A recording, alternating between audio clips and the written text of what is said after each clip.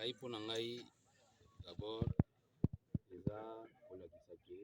début eza déjà malamu parce que logiquement tokoki kokende kosala mosala moko te po lobi ezaka neti moto aloni bilanga asatana eloko te naloni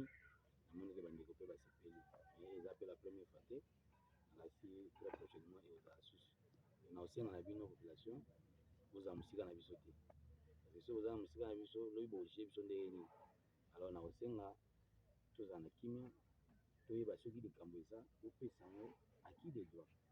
parce que lelo oyo tokende korepresente bino tokendeki kuna te parce que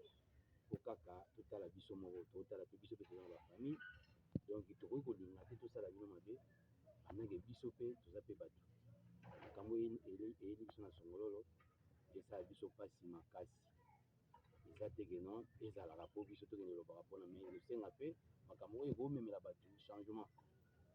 yango boteya bana boteya bafamille de manière ke boyebaka mpe koagir likambo oyo etali ke population ekosenga po eleki kimia na mokili eza te donc en tout cas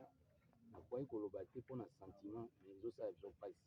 koma notre territoire ekomi na babevie ebele azomoma bato ya bout portant yango nalobaki la fois passé nazokosepela na éveil mpe ya conscience ya population parce que ya eu des décennies oyo babomela biso bato ya BDK balobaki bato ya BDK bakufaki mais